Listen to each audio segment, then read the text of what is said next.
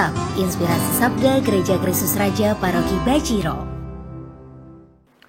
Saudari-saudaraku yang terkasih, bacaan pertama dan bacaan Injil hari ini memberikan sebuah permenungan kepada kita bagaimana kita diminta sebagai murid-murid Kristus atau resiko menjadi murid Kristus. Dari dalam bacaan Injil secara jelas dikatakan kepada kita bahwa menjadi murid Kristus artinya kita siap dengan Kristus yang akan menderita.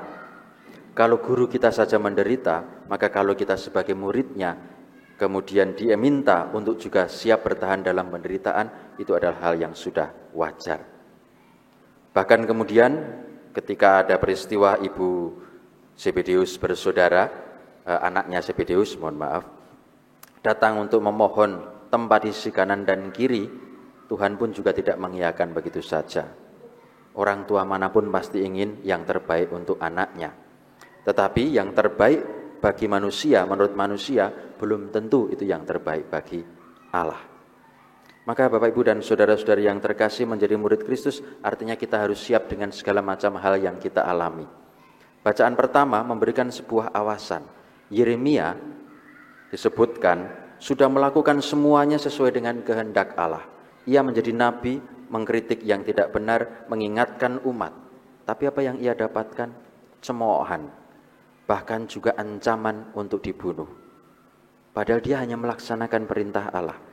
Harusnya kan dia dilindungi oleh Allah. Maka akhirnya ya ia kembali kepada Allah, menyerahkan kepada Allah, mohon perlindungan dari Allah.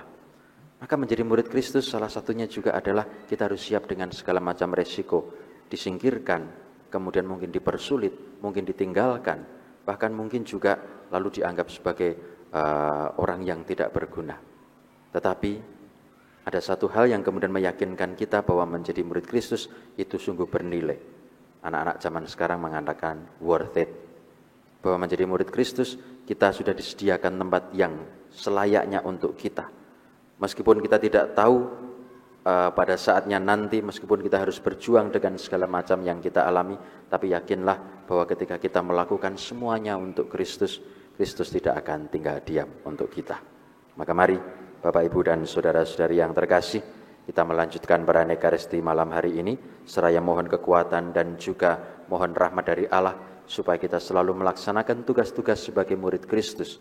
Apapun yang terjadi, apapun yang kita alami, semoga Kristus selalu melindungi kita. Semoga Kristus selalu memberikan kekuatan kepada kita, karena kita yakin Ia tidak akan pernah menjerumuskan kita.